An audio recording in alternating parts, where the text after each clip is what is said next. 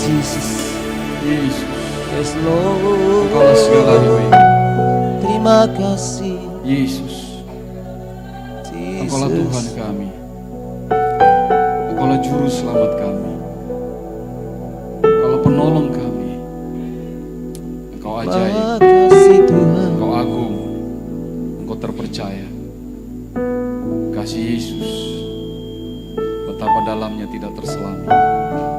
Kasih-Mu Yesus, betapa luasnya tidak terukur panjang dan lebarnya. Kasih-Mu Yesus begitu tinggi, agung dan mulianya, tidak tertandingi. Kasih Yesus sempurna. Kasih Yesus yang membalut luka-luka kami. Kasih Yesus yang menyembuhkan kami. Kasih Yesus yang memulihkan kami. Kasih Yesus yang membawa kami kepada Amen. kemenangan demi kemenangan. Kasih Yesus yang melayakan kami dalam persekutuan yang hidup dengan Bapa. Kami diperdamaikannya. Kami layak menghampiri tahta yang penuh dengan kemuliaan dan kekudusan. Dan kekudusan dan kemuliaan-Mu ya Tuhan melingkupi gereja-Mu, melingkupi kami semua. Dan kami pagi hari ini menikmati persekutuan yang indah dengan Engkau di tempat ini. Dan segala pujian, hormat, dan syukur kami hanya bagi nama-Mu. Yesus, Yesus, Yesus. Oh rabasa atas. Kini rabakasi kira kata ya rabakasa. Kira bakasi kira kara kabasi kala. Kina rabasa ngara ya rabaka. Yesus, Yesus, Yesus. Yesus, Yesus, Yesus, oh Ramasena, bayara, bayara,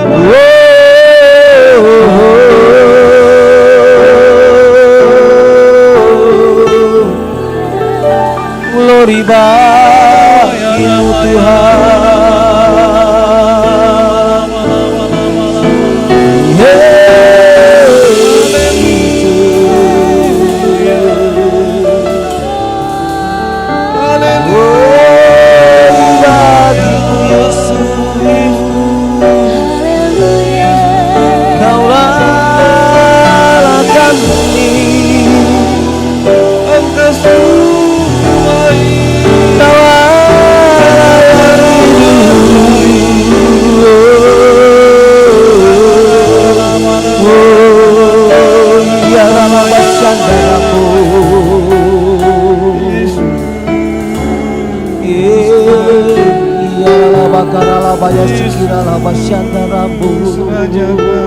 Praise the Lord.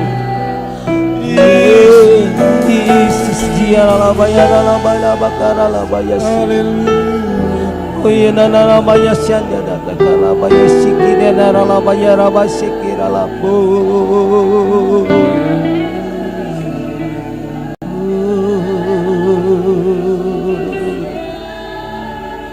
Tuntunlah ibadah ini ya Tuhan. Yes Lord. Dari awal pertengahan sampai selesai. Praise the Lord Jesus. Kasih Yesus ada di tempat ini. Thank you Lord. Kasih Yesus yang memenuhi kami Thank you semua. Jesus. Kasih-Mu agung. Kasih-Mu Hallelujah. luar Yes biasa. Lord. Thank Terima you, kasih Lord. Bapa. Thank you Terima Jesus. kasih Tuhan Yesus. Terima kasih Roh Kudus. Kami akan masuk dalam pemberitaan firman Terima Tuhan. kasih. Kau memberkati firman bagi kami semua. Praise the Lord. Kau memberkati Jesus. kami semua yang mendengarnya. Hallelujah. Kau memberkati hamba-Mu yang memberitakannya. Nama Yesus yang ditinggikan. Terima kasih Tuhan Yesus. Mengucap syukur, Kau tutup bungkus kami dengan kuasa darah-Mu. Kau pagari kami dengan pasukan malaikat yang kudus. Lindungi kami ya Tuhan. Dengan kuat kuasa Roh Kudus, Engkau berkuasa atas kami semua di tempat ini. Kami mengucap syukur di dalam nama Tuhan Yesus. Mari yang percaya sama-sama kita katakan Amin. amin, haleluya. Silakan duduk Bapak Ibu. Shalom Bapak Ibu. Wow, saya lihat banyak sekali di atas, tapi saya sedikit rada khawatir apakah kuat bangunannya gitu. Jadi jangan berlomba-lomba ke atas, kalau bisa di bawah gitu. Ya, kiranya Tuhan menjaga yang di atas sehingga bangunan itu tetap kuat. Iya. Haleluya. Iya, karena saya juga melihat waktu itu dibangun, jadi secara konstruksi ya bukan konstruksi Jerman gitu, konstruksinya orang Indonesia. Kalau konstruksi orang Jepang sedikit lebih baik lagi, konstruksi orang Jerman itu dia harus 50-50. Jadi ukuran sebenarnya ditambah 2 kali lipat. Kalau konstruksi Jepang ditambah 30%. Kalau konstruksi Indonesia 100%. Kalau konstruksi Cina dikurangin 20%. Nah itu. Untung yang membangun bukan orang dari Cina. Ya, sambil kita berdoa semoga yang di atas itu juga nggak kepanasan ya. Haleluya. AC-nya cuma 1. Kalau ada yang sumbang AC tambahin 1 lagi, 2. Baik. Bapak Ibu, hari ini kita melihat bajunya ada yang hitam, ada yang putih, ada yang merah, ada yang lain-lain. Apakah perlu baju hitam semua? Atau baju putih semua? Nah, jadi kita harus mulai paham tentang simbol-simbol. Kadang simbol-simbol itu ada artinya, kadang juga jangan kita seperti orang yang diikat dengan simbol itu. Seperti orang Parisi. Jadi kalau bajunya nggak hitam, nah dia bilang wah ini nggak menyadari nih kematian Tuhan Yesus. Kalau bajunya nggak putih juga ini nggak menyadari nih ada perjamuan kudus hari ini. Nah jangan Bapak Ibu. Entah pun engkau baju merah, baju biru, baju hitam, baju putih, bagi Yesus yang penting adalah hatimu. Tepuk tangan bagi Tuhan Yesus. Amin Bapak Ibu. Mari kita belajar, karena kita harus terus belajar, karena ini memang bukan persoalan-persoalan yang begitu terjadi saja, tapi Tuhan itu ajaib. Jadi mulai daripada Yesus dielu-elukan pada hari Kamis itu, hari Rabu itu dengan bunga palem itu, hari Minggu sebelumnya. Lalu ketika Yesus dielu-elukan maka dia adakan perjamuan dan dia membasuh kaki murid-murid menandakan Yesus merendahkan dirinya bagi setiap orang, dan perjamuan kudus itu melambangkan bahwa dia akan hadir di dalam setiap kali kita menerima perjamuan kudus itu. Nanti kita akan perjamuan kudus Bapak Ibu. Nah, itu satu lambang. Ada darah Yesus, ada tubuh Kristus yang tercabik, yang tercurah di kayu salib untuk kita semua. Bahwa dia hadir di dalam hidup kita ketika kita memakan roti dan anggur perjamuan ini, maka tidak hanya dia hadir tapi kuasanya juga. Sehingga harus percaya bahwa lewat kuasa perjamuan kudus, kehadiran Tuhan Yesus, banyak hal bisa diselesaikan. Sakit penyakit, keuangan, persoalan, dan segala macam. Karena Yesus adalah jawaban dari setiap kehidupan kita. Dan setelah perjamuan itu maka diingatkan kepada Yudas supaya segera. Karena Yesus tahu hatinya Yudas yang memberontak. Tapi dia juga tahu Petrus. Yang kedua orang itu sebenarnya sedang ditampi oleh iblis. Ada orang yang seperti Petrus yang hatinya menggebu-gebu, percaya pada kekuatannya, tetapi sesungguhnya lemah. Bukankah itu gambaran seseorang juga yang mengandalkan kekuatannya? Tapi juga seperti Yudas yang kecewa karena dia tidak didengar dalam pengurapan Maria dengan minyak narwastu itu. Tapi sesungguhnya yang dia inginkan adalah keinginan dirinya. Lalu dalam perjalanan itu juga ada Simon dari Kirene ketika Yesus sudah ditangkap dan dicabik, dibawa ke Golgota. Ada Simon dari Kirene, orang yang sebenarnya bukan orang yang di dalam kota itu, tapi orang luar. Tapi orang luar yang diperkenankan juga memikul salib itu. Maka keluarlah firman Tuhan bahwa setiap orang harus memikul salibnya setiap hari. Salib melambangkan kebenaran. Bahwa kita harus memikul kebenaran dalam hidup kita setiap hari, seperti Yesus. Tapi juga orang luar diperkenankan untuk membela Yesus. Tidak ada yang membela Yesus sampai Yesus mati di kayu salib.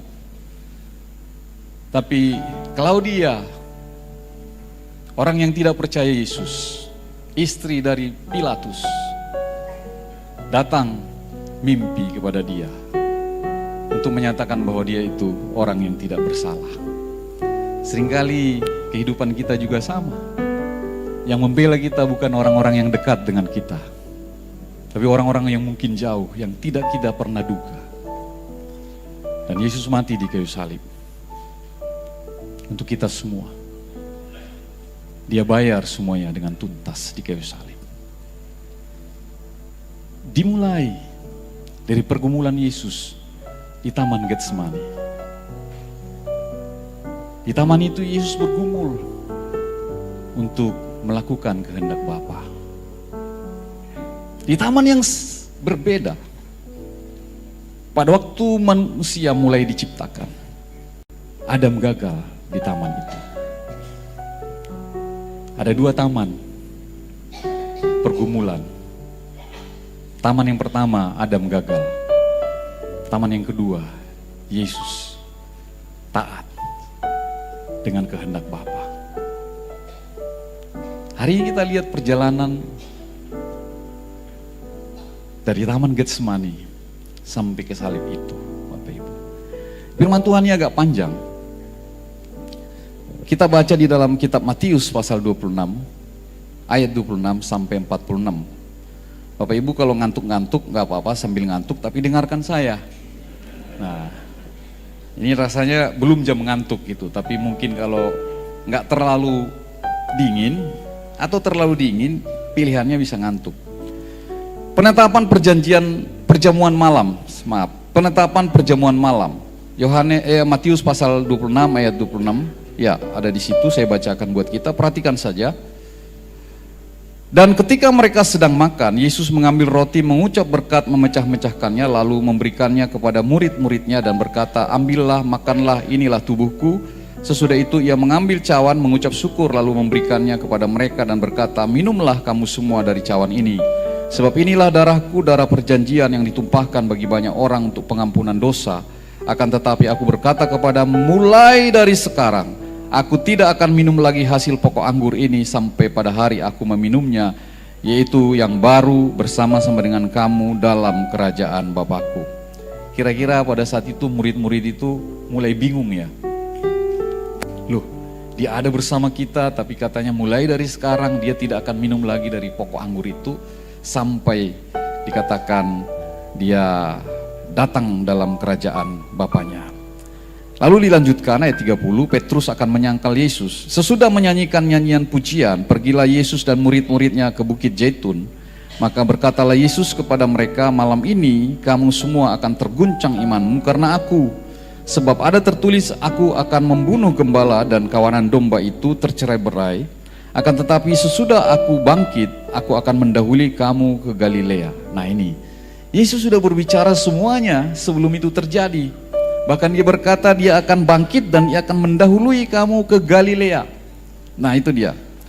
Petrus menjawabnya, kenapa ke Galilea? Karena semua murid itu berasal dari Galilea. Nah itu dia. Kecuali satu orang, yaitu Yudas. Yudas bukan orang Galilea. Nah itu dia. Terus 33, Petrus menjawabnya, biarpun mereka semua tergoncang imannya karena engkau, aku sekali-kali tidak. Nah ini dia ini tadi. Petrus ini hebat. Si pemberani ini. Yesus berkata kepadanya, aku berkata kepadamu sesungguhnya malam ini sebelum ayam berkokok, engkau telah menyangkal aku 3 kali. Yesus tahu. Kata Petrus kepadanya, Sekalipun aku harus mati bersama-sama engkau, aku tidak takkan menyangkal engkau. Oh, hebat sekali dia mengandalkan kekuatannya. Semua murid yang lain pun berkata demikian, karena Petrus ngomong gitu, yang lain pun wah ikut-ikutan gitu. Nah, sekarang baru kita lihat di Taman Getsemani-nya. Maka sampailah Yesus bersama-sama murid-muridnya ke suatu tempat yang bernama Getsemani. Lalu ia berkata kepada murid-muridnya, duduklah di sini sementara aku pergi ke sana untuk berdoa. Dan ia membawa Petrus dan kedua anak Zebedeus sertanya, maka mulailah ia merasa sedih dan gentar. Lalu katanya kepada mereka, hatiku sangat sedih seperti mau mati rasanya. Tinggallah di sini dan berjaga-jagalah dengan aku. Maka ia maju sedikit lalu bersujud dan berdoa, katanya, ya Bapakku, jikalau sekiranya mungkin, ada kata jikalau sekiranya mungkin, biarlah cawan ini lalu daripadaku, tapi janganlah seperti yang ku kehendaki, melainkan seperti yang engkau kehendaki. Setelah itu ia kembali kepada murid-muridnya dan ia mendapati mereka sedang tidur. Nah, Yesus lagi berdoa, murid-murid suruh berjaga-jaga, tapi apa? Tidur. Dan ia berkata kepada Petrus, tidakkah kamu sanggup berjaga-jaga 1 jam dengan aku? Berjaga-jagalah dan berdoalah supaya kamu jangan jatuh dalam pencobaan. Roh memang penurut, tapi daging lemah. Lalu ia pergi untuk kedua kalinya dan berdoa, katanya, ya Bapakku, jikalau cawan ini tidak mungkin lalu, kecuali apabila aku meminumnya, jadilah kehendakmu. Dan ketika ia kembali pula, ia mendapati mereka semua sedang tidur, sebab mata mereka sudah berat. Ia membiarkan mereka di situ, lalu pergi dan berdoa untuk ketiga kalinya dan mengucapkan doa yang itu juga. Sesudah itu ia datang kepada murid-muridnya dan berkata kepada mereka, tidurlah sekarang dan istirahatlah. Lihat, saatnya sudah tiba bahwa Anak Manusia diserahkan ke tangan orang-orang berdosa. Bangunlah, marilah kita pergi. Dia yang menyerahkan aku sudah dekat.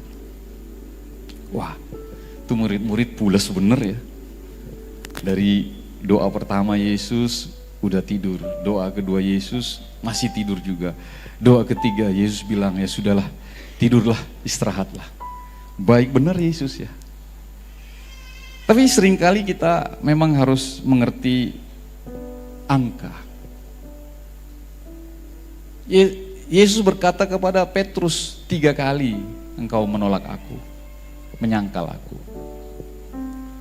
3 kali juga Yesus berdoa di situ. Jam 3 sore Yesus akan mati.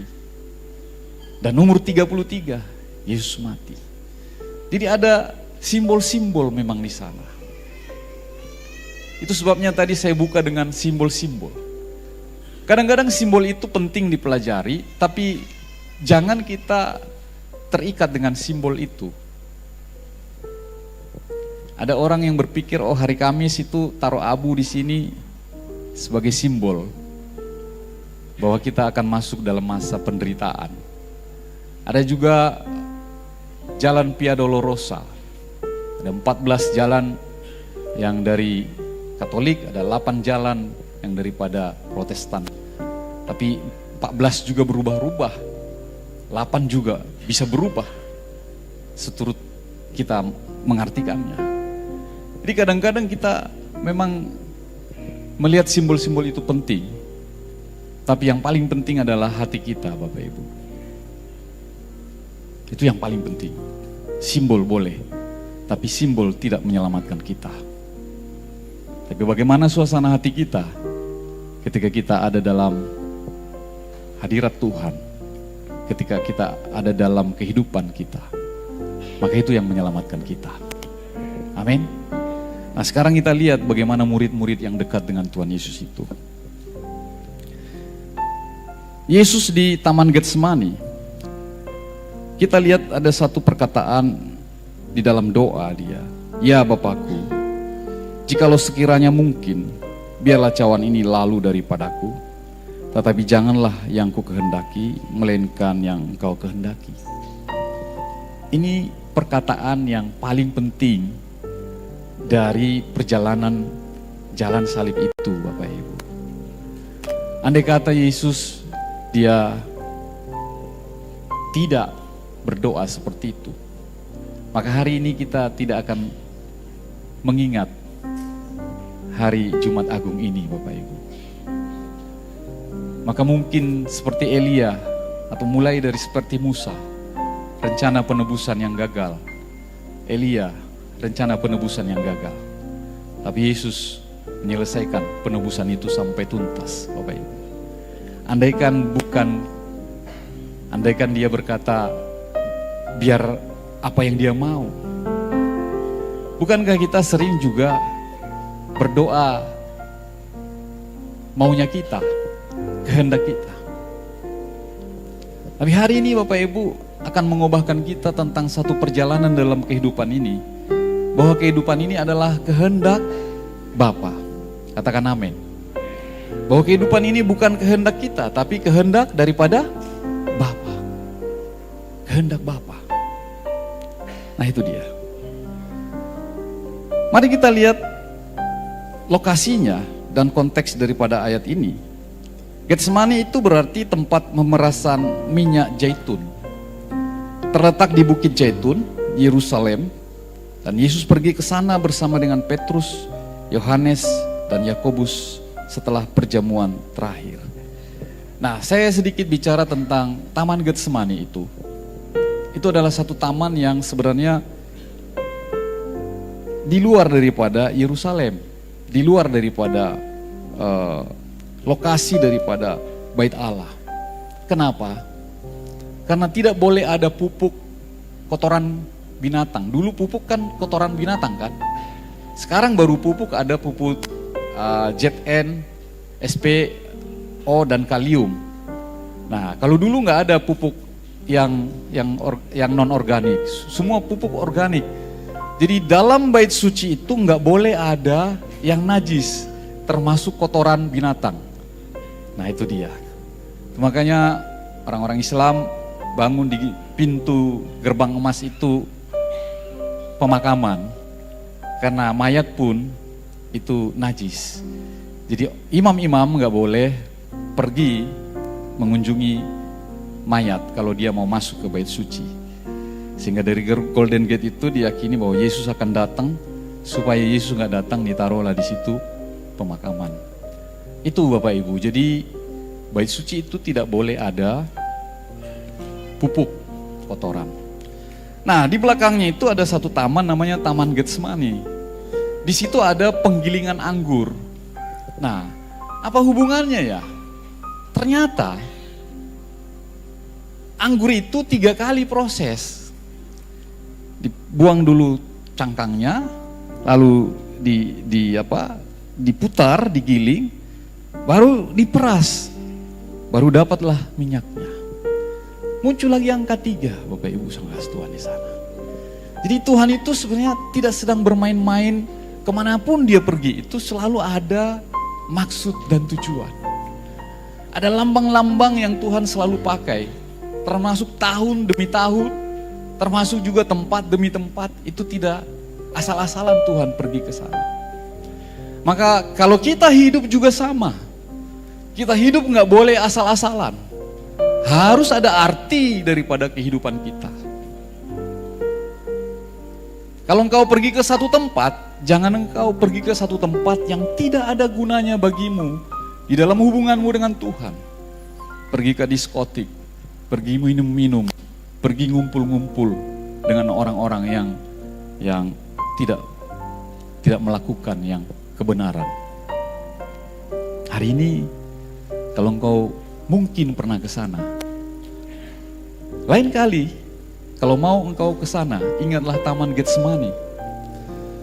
Bahwa Yesus ke sana tidak asal-asal di sana. Ada maksud Tuhan di sana. Amin Bapak Ibu. Tidak sembarang tempat engkau bisa pergi, tapi tempat di mana ada kehendak Tuhan. Amin. Nah, di sana ada pergumulan yang nyata. Yesus berdoa dikatakan 3 kali, tapi murid-murid itu tertidur.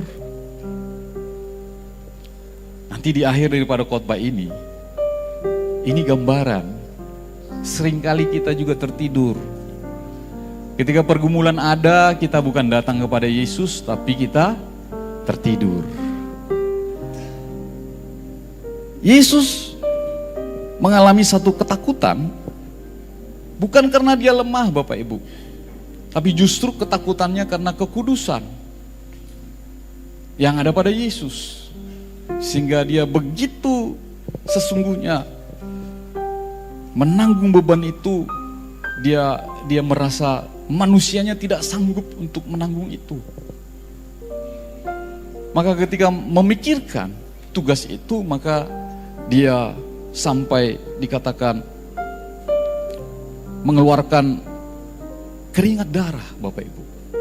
Kalau ada orang dokter, maka seorang kalau sudah sampai ketakutan sampai keringat darah itu, wah, itu berarti dia sangat-sangat pada saat itu bukan karena khawatirnya, tapi sangat-sangat dia mengalami satu di dalam pikirannya itu, ini mampu nggak menanggung tugas seberat ini? Itu dia. Mampu nggak? Jadi Yesus pun sebagai manusianya, dia merasa mampu nggak dia mengerjakan ini? Mampu nggak dia? Peluhnya menjadi seperti titik-titik darah, hemotridrosis dikatakan dalam istilah kedokterannya. Tapi seorang malaikat turun dari sorga untuk menguatkannya. Kalau kita baca di dalam Lukas 22, karena ini tadi kita baca Matius 26, maka di sana dikatakan ada malaikat juga datang. Pertanyaannya, apakah kita berjuang untuk melakukan kehendak Allah? Ataukah hidup kita lebih berfokus pada kesenangan diri sendiri? Apakah kita rela menerima penderitaan demi seorang yang membutuhkan? Nah itu dia. Jadi Yesus waktu di sana itu karena dia mampu enggak ya? Nah, kalau mungkin kita dihadapkan masalah itu, wah, kita kabur aja dari sini mungkin. Saya juga mungkin pada detik-detik itu aku dikasih tugas itu, bukan saya berpikir, aduh Tuhan, saya mampu enggak ya? Bisa enggak saya menanggung penderitaan ini? Malah mungkin kita bisa kabur dari tempat itu, dari Taman Getsemani. Nah, refleksinya dikatakan apakah kita berjuang untuk melakukan kehendak Allah? Apakah kita berjuang untuk melakukan kehendak Allah atau kehendak kita?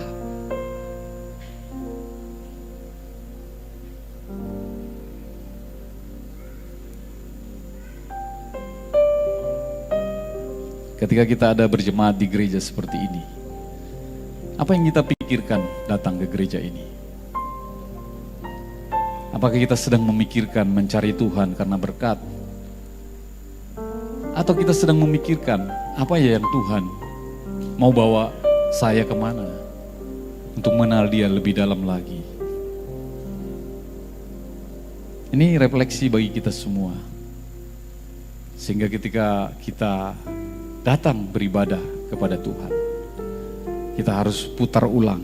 Tuhan, bukan mau saya, tapi maunya Tuhan. Amin Bapak Ibu. Sehingga ketika engkau gagal pun, ketika engkau sakit, ketika engkau mungkin masalah, ketika bukan di dalam gunung, tapi di dalam lembah, engkau mampu. Ini kehendak Tuhan. Atau engkau sedang di padang gurun pun, bukan di tanah Kanaan, engkau berkata, Tuhan sedang membawa saya kepada kehendak-Nya. Amin. Maka itulah Tuhan, penuh dengan dinamika, penuh dengan dinamis. Hidupmu, kalau engkau percaya kepada Tuhan, maka engkau sama seperti Dia, penuh dengan dinamika, penuh dengan dinamis. Hari ini kita boleh hanya makan singkong, nggak makan, nggak apa-apa. Kalau kita percaya Tuhan, kita berkata, terima kasih Tuhan. Besok kita makan enak, nggak apa-apa. Kita bilang, terima kasih Tuhan. Jadi hidup ini tidak menjadi sesuatu yang harus kita paksakan. Amin Bapak Ibu. Nah, yang paling penting bagi kita adalah hati kita percaya kepada Dia sepenuhnya. Tepuk tangan bagi Tuhan. Tapi seringkali kita tidak percaya sepenuhnya. Sehingga seperti Petrus, dia percaya dengan kekuatannya. Aku tidak akan pernah menyangkal Engkau Tuhan. Dia percaya kekuatannya. Padahal Tuhan tahu apa yang akan terjadi. Bukankah demikian juga dengan kita? Seringkali kita percaya pasti ini, pasti. Kita lupa Tuhan berdaulat atas hidup kita. Sehingga hari ini, kalaupun engkau mungkin gagal, gak ada masalah. Tuhan baik. Engkau harus melihat masa lalu itu dengan terang ilahi. Sehingga kau melihat masa depan itu dengan terang ilahi. Engkau boleh gagal di masa lalu, seperti penjahat yang di sebelah kanan itu. Tapi hari ini engkau percaya kepada Mesias itu untuk melihat masa depan. Hari ini juga engkau ada di Firdaus bersama dengan aku, kata Tuhan.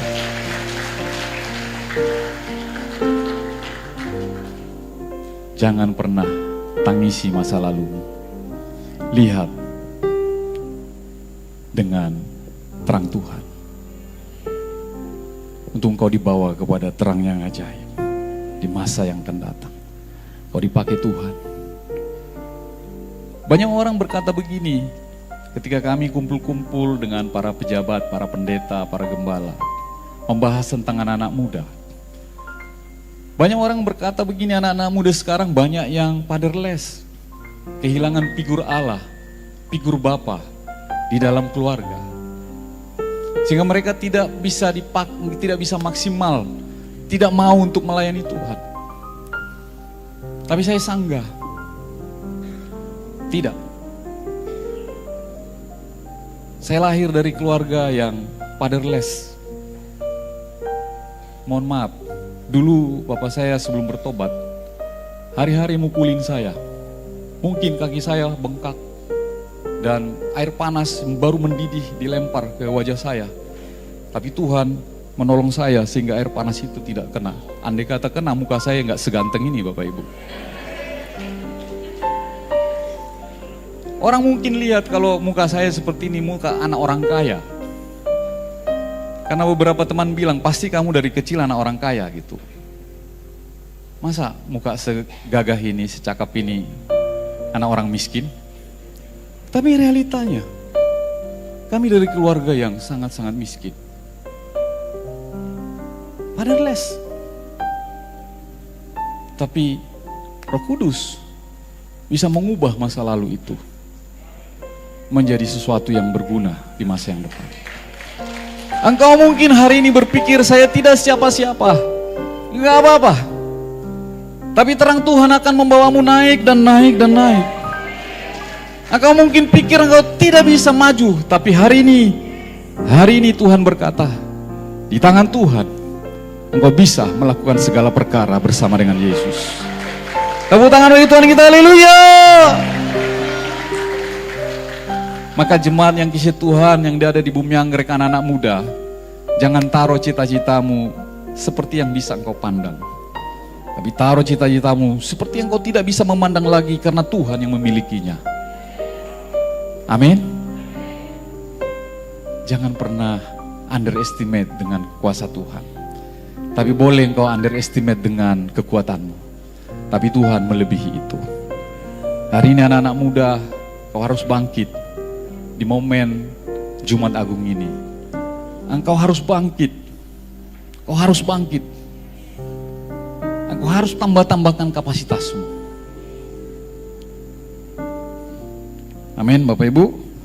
Iya, ibu-ibu sama bapak yang bilang amin. Anak-anak muda diam aja. Sedang memikir-mikir, apa ya. Pendidikan adalah salah satu jalan bagi kita untuk merubah kesejahteraan. Maka anak-anak muda, engkau harus berpendidikan tinggi. Salah satu jalan. Nah, itu sebabnya anak-anak muda di tempat ini, engkau harus terus berjuang dengan pendidikanmu selagi masih muda. Jangan terlalu banyak main-main. Jangan terlalu banyak ke tempat-tempat yang tidak perlu. Tapi tempat-tempat seperti Taman Getsemani, di mana engkau berdoa seperti Yesus, ke sana engkau banyak pergi, supaya di sana engkau banyak mengalami perenungan dengan Tuhan. Amin. Jangan lupa setiap hari Minggu harus engkau datang ke gereja. Jangan kalau tugas saja datang ke gereja. Ketahuan ya. Kalau nggak tugas ya tidur aja. Bukan. Engkau harus datang setiap minggu untuk menambah kapasitasmu. Mungkin engkau nggak suka hari Minggu itu ada orang yang nggak kau suka, tapi justru apa yang tidak engkau sukai itu perlu buat kamu untuk menganalisa, mengevaluasi hatimu. Apakah hatimu sedinamis Yesus atau hatimu masih biasa-biasa saja? Itulah yang dinamakan kapasitas yang ditambahkan. Jadi orang berpikir kapasitas yang ditambahkan itu mungkin dia pintar, mungkin dia makin banyak uangnya, bukan. Kapasitas yang ditambahkan itu berbicara tentang hati yang luas. Hati yang bisa menerima kekurangan orang. Hati yang menyediakan ruang itu bagi kesalahan untuk minta maaf. Itu Yesus, Bapak Ibu. Andai kata dia tidak mau, hatinya tidak seluas yang tidak terjangkau itu, ya sudah, dia pun bisa gagalkan misi itu, Bapak Ibu. Tapi hatinya luas. Untuk dosa dia tanggung, untuk pelanggaran dia tanggung, untuk sakit penyakit kita ditanggung, untuk kutuk pun ditanggungnya. Tidak ada yang tersisa, Bapak Ibu saudara Tuhan. Amin. Nah, sekarang kita lanjutkan. Setelah itu, maka terjadilah penangkapan dan jalan menuju salib itu semakin terbuka. Dimulai dari pengkhianatan Yudas. Yudas Iskariot memimpin para prajurit ke Getsemani, tempat yang kenal baik untuk menangkap Yesus. Sebuah ciuman tanda pengkhianatan terbesar dalam sejarah. Hati-hati, orang-orang yang terdekat dengan kita bisa mengkhianati kita. Istrimu bisa, suamimu bisa, sahabatmu bisa. Jadi seluruh perjalanan itu, Bapak Ibu saudara Tuhan, betapa kalau kita renungkan, betapa dinamisnya ya. Banyak sekali dinamika di dalam perjalanan Yesus menuju salib itu. Tapi itu sebuah perenungan yang mendalam. Bahkan Yudas berkhianat pun kita waspada. Orang yang mencium kita pun hati-hati. Belum tentu hatinya seluas samudra, Bapak Ibu.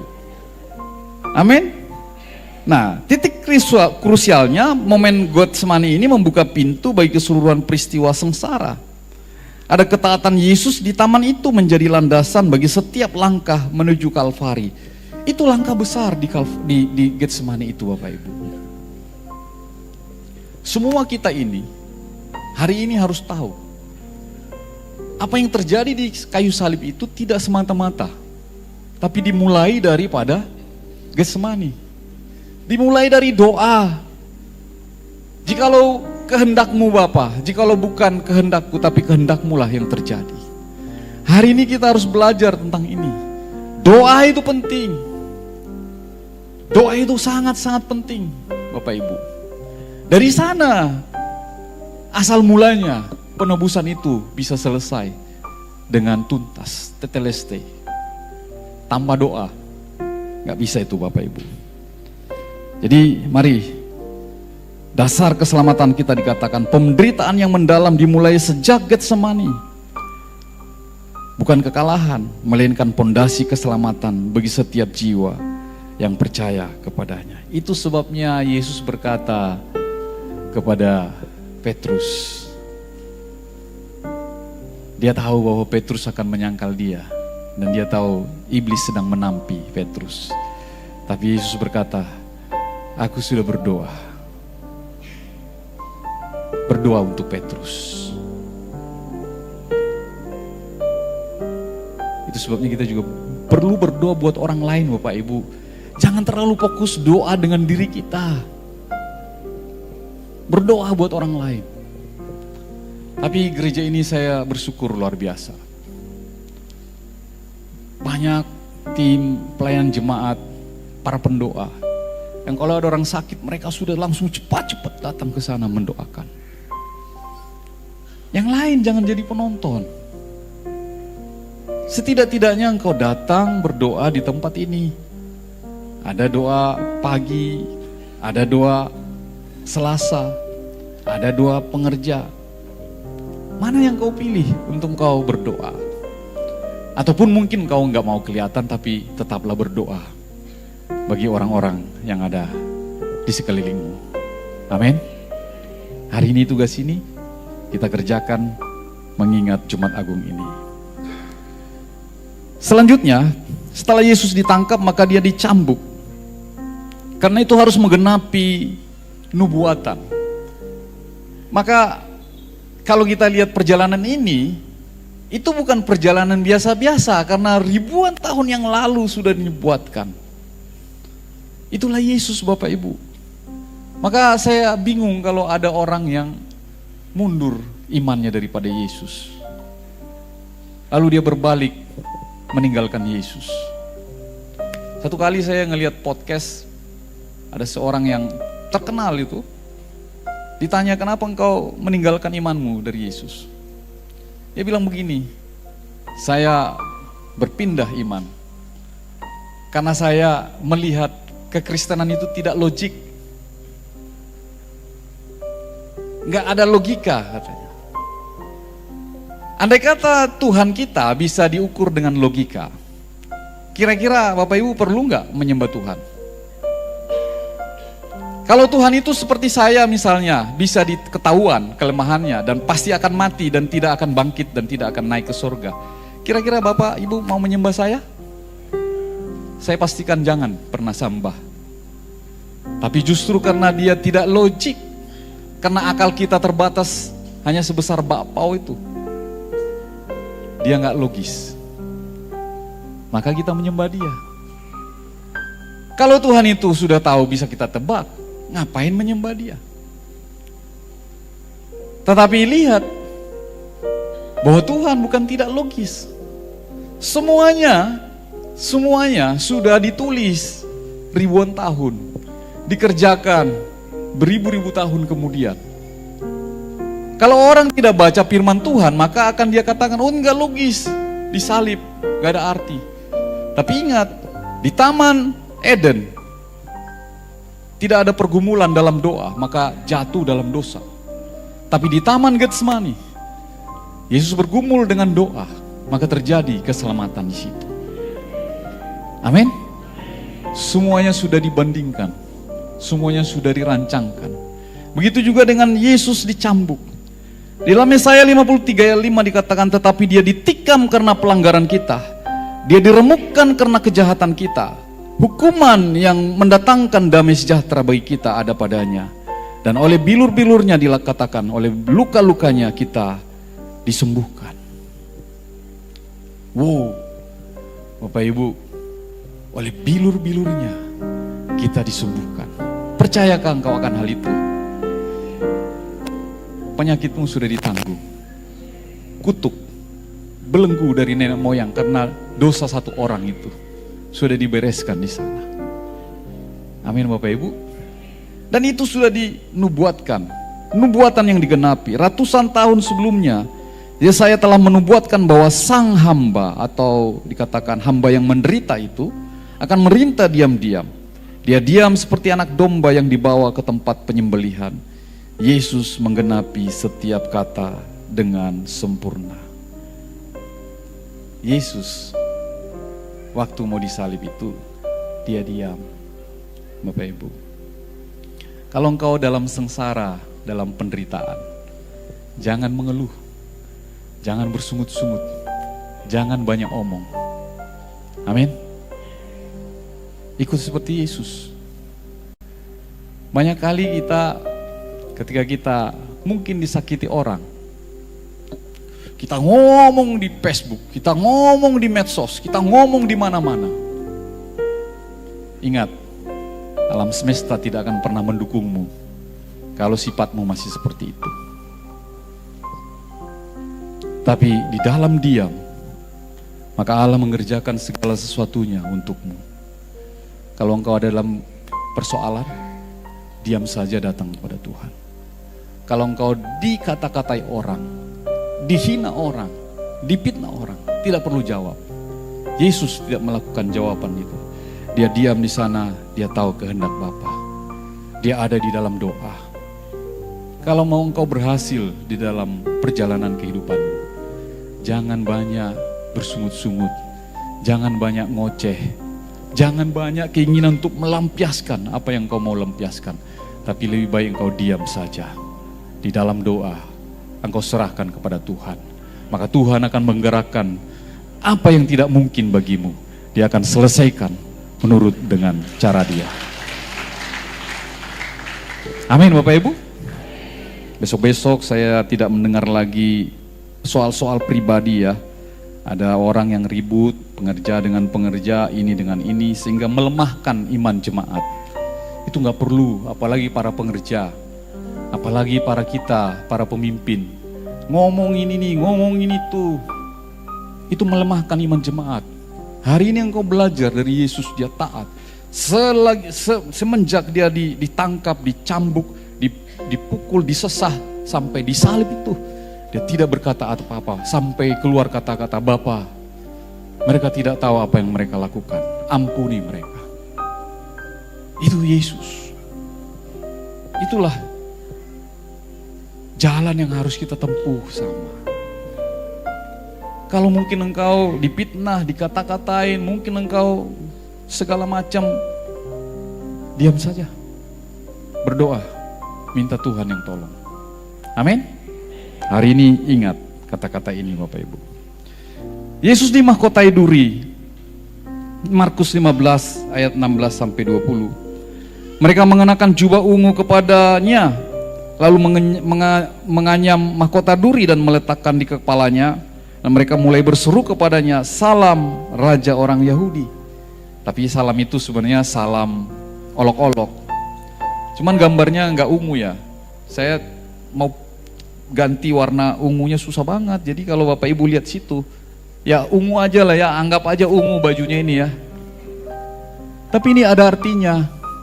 Sehingga hari ini juga ungu di sini. Ada artinya warnanya. Dan prajurit-prajurit itu tuh membuang undi untuk baju ini. Bapak Ibu saudara Tuhan. Itu juga ada artinya. Luar biasa loh Alkitab kita ini. Kalau makin kita dalamin semua satu-satu itu, mungkin 3 jam. Boleh nggak 3 jam nih khotbah hari ini?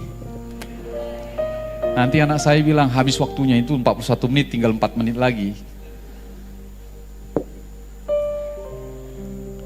Jadi prajurit-prajurit itu berkata salam Raja orang Yahudi, sebenarnya mereka sedang mengolok-olok dia. Para prajurit memukul kepalanya dengan tongkat, meludahinya dan berlutut mengejeknya. Sebuah ironi yang menyakitkan, mereka berlutut di hadapan Raja segala raja namun dengan niat menghinakannya. Dosa kita sebagai duri. Setiap duri yang menghujam kepalanya melambangkan dosa-dosa kita.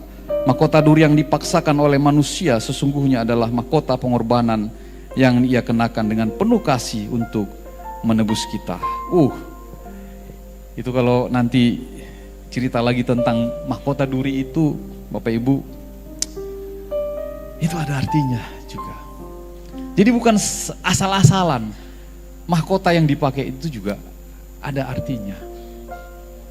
Dari sebuah pohon yang ada hanya di Yerusalem dan dikatakan di Maroko, di daerah kita belum tahu, belum ada ditemukan pohon seperti itu. Tapi kalau Bapak Ibu ke Getsemani, ada pohon itu. Yang pernah ke Getsemani siapa ya? Yang udah pernah? Belum ada.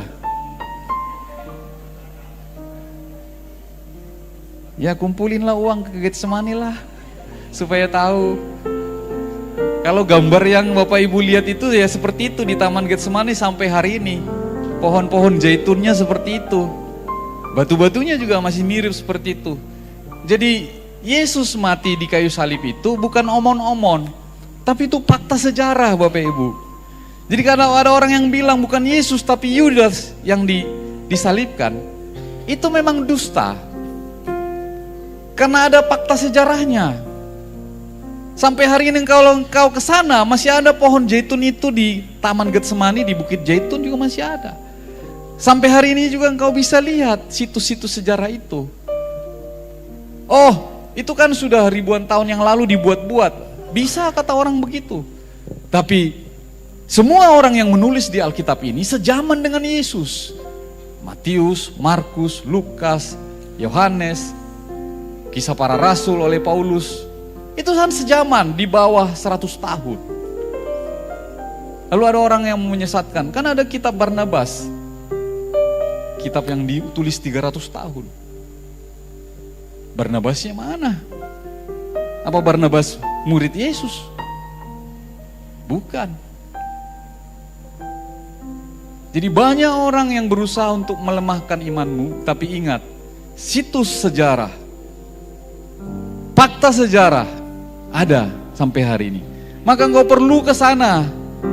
Jangan engkau belum lihat tiba-tiba engkau pikir, oh enggak benar Yesus disalib. Yesus digantikan oleh Yudas. Alkitab juga sudah memprediksi itu, maka ada dikatakan dusta Mahkamah Agung. Para imam-imam kepala supaya mereka merasa tidak terganggu dibayar orang-orang prajurit itu bahwa Yesus tidak bangkit. Bukan Yesus yang disalib. Maka engkau perlu melihat fakta sejarah. Amin. Berapa harga semangkok bakso? 15.000. Kalau makan bakso 3 kali seminggu berarti berapa? 45.000, 50.000 kali 4 sebulan 200.000. 200.000 sebulan kali setahun 2 juta. Kali 10 tahun 20 juta. Kali 20 tahun 40 juta. 40 juta 20 tahun kamu udah bisa ke Yerusalem kalau ada niat.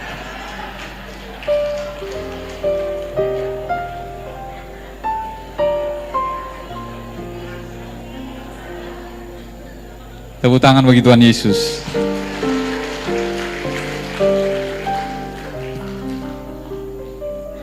Saya pikir karena sakit saya dulu, lalu Bu Rita ngajak saya ke Yerusalem. Iya benar.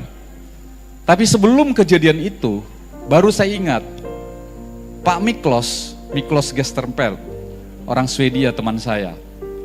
Waktu kami perjalanan ke Bandung, saya nyetir pakai Honda City. Waktu itu mobil saya masih Honda City.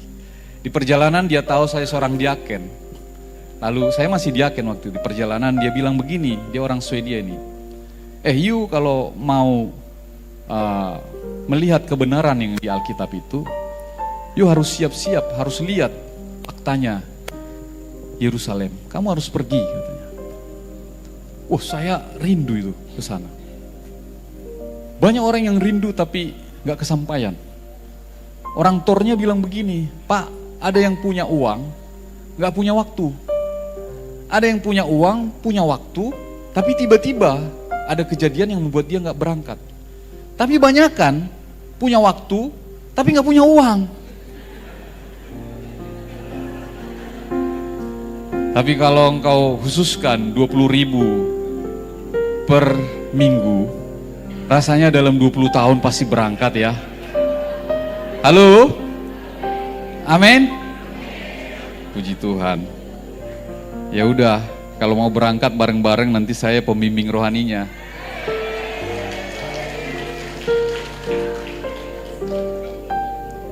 Bukan promosi, kalau enggak pun enggak apa-apa. Maksud saya itu supaya ada sedikit keluar daripada firman ini, Bapak Ibu.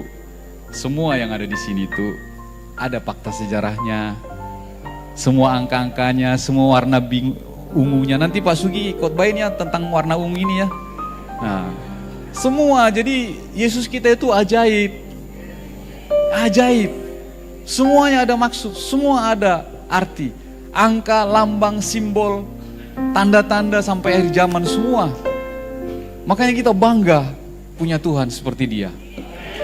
Tepuk tangan bagi Tuhan Yesus. Lalu Yesus disalibkan, melambangkan kasih yang tak terbatas. Karena itu Yohanes 3 ayat 16 dikatakan, karena begitu besar kasih Allah akan dunia ini, sehingga Ia memberikan anaknya yang tunggal, supaya setiap orang yang percaya diselamatkan. Di atas kayu salib itulah Allah mencapai puncaknya yang paling agung dan paling menyakitkan. Karena itu kalau orang digantung Bapak Ibu, apalagi sudah dicabik-cabik semua pembuluh darahnya, itu digantung, itu ditarik napasnya. Itu ditarik napasnya. ditarik seakan-akan tarik. Bagaimana dia harus mencari lagi jalan napas itu. Jadi salib itu adalah lambang yang paling menyakitkan, paling sengsara. Di mana dimulai salib itu? Kalau kau baca di Alkitab, dimulai di Persia. Ketika Mordekai dirancangkan untuk disalib oleh Haman. Dan Haman yang disulakan di salib itu. Dari Persia lah hukuman pertama mula-mula salib. Sampai kerajaan Romawi membuat itu. Yesus disalib di Bukit Golgota. Bukan hanya untuk penderitaan. Tapi sesuatu yang memalukan. Karena orang akan melihat hinanya dia. Semua orang yang lalu lalang di Golgota itu bisa melihat. Disalib dia. Malunya dia. Tapi karena dosa kita. Dosa itu akan membuat engkau hina. Engkau membuat engkau malu. Yesus sudah mengerjakan itu di kayu salib. Maka jangan berbuat dosa lagi, supaya engkau tidak malu, tidak dihinakan oleh dosa itu. Pekerjaan iblis selalu mempermalukan, menghina. Tapi Yesus di kayu salib menyelesaikan semuanya. Tidak ada tersisa. Penyakitmu ditanggungnya, penderitaanmu, dosamu, konsekuensi dari dosa itu, malu, hina, semuanya ditanggung di kayu salib. Tepuk tangan bagi Tuhan kita Yesus. Haleluya. Pengampunan itu datang dari kayu salib. Dikatakan, Bapa, ampunilah mereka karena mereka tidak tahu apa yang mereka lakukan.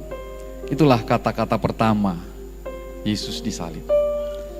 Dia diam, dia keluh, bibirnya, mulutnya tidak berkata apa-apa. Dari jalan Via Dolorosa itu sampai akhirnya dia disalib. Baru dia berkata, Bapa, ampunilah mereka. Dia berikan pengampunan bagi orang-orang yang menyalibnya. Tetapi apa yang terjadi Bapak Ibu? Kemuliaan itu setelah kerendahan. Kristus mengosongkan dirinya, taat sampai mati di kayu salib. Karena itulah Allah sangat meninggikan dia, supaya setiap lutut bertelut dan setiap lidah mengaku Yesus Kristus adalah Tuhan. Paradigma kita terbatas. Kita mungkin berpikir kalau kita gagal, kita kalah, selesai. Tapi ternyata bukan. Kalau bersama dengan Yesus,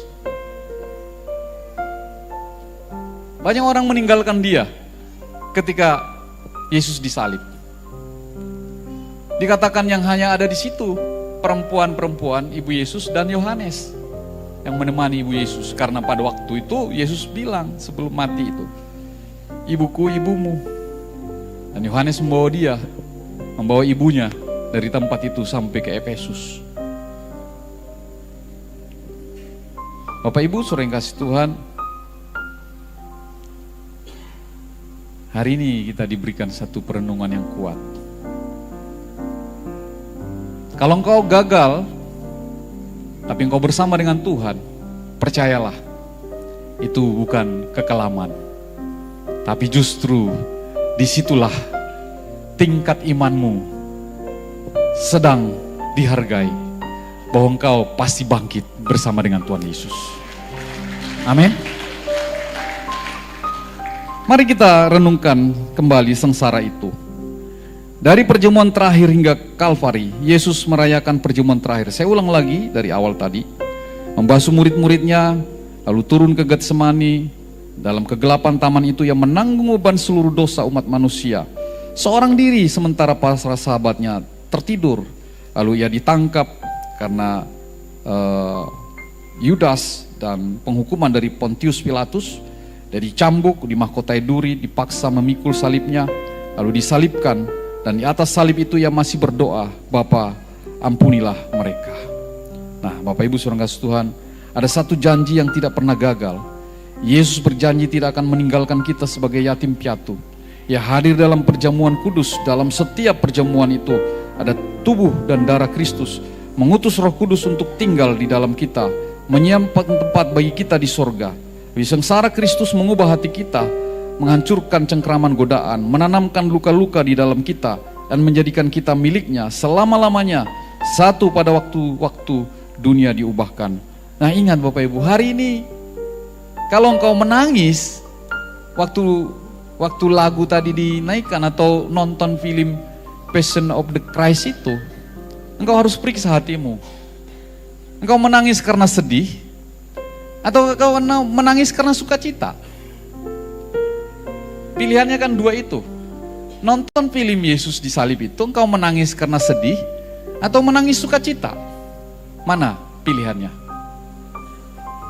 Kalau saya hari ini, saya pilih menangis karena sukacita. Karena dengan jalan itulah kita diselamatkan. Karena dengan jalan itulah kita memperoleh kemenangan. Sehingga hari ini kita bukan bersedih, tapi bersorak-sorai, bersukacita, bergembira, sebab Tuhan itu baik. Amin. Tepuk tangan yang meriah dong. Haleluya. Jadi kita bukan lagi seperti orang-orang yang pada zaman itu karena tidak mengerti apa-apa. Tapi kita sekarang mengerti. Oh, puji Tuhan. Yesus baik bagi saya. Hari ini Dia mati di kayu salib untuk menebus dosa saya. Untuk mengangkat segala penyakit saya. Untuk melepaskan kutuk dan belenggu dan sengsara saya. Untuk memberikan saya kemenangan yang gilang gemilang. Maka hari ini engkau patut bersukacita. Jumat Agung bukan engkau bersedih, tapi engkau patut bersukacita. Amin. Maka itu kau harus terus ingat Yesus Bapak Ibu. Aku ingin memiliki hati yang sepertimu.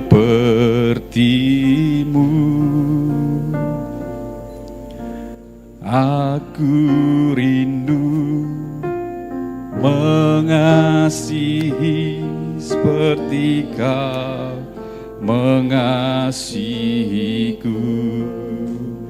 Biar ku memuliakan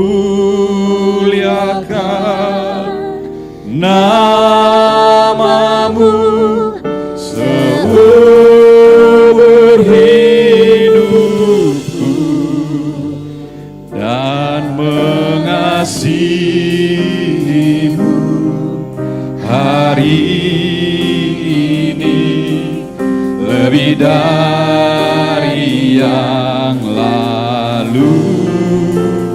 Biar ku menyenangkan hati-Mu sepanjang hayatku. Yesus, ku cinta selamanya.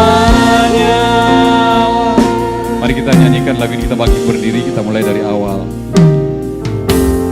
Aku ingin memiliki hati yang seperti-Mu dan mengasihi-Mu hari ini lebih dari yang lalu. Biar ku menyenangkan hati-Mu sepanjang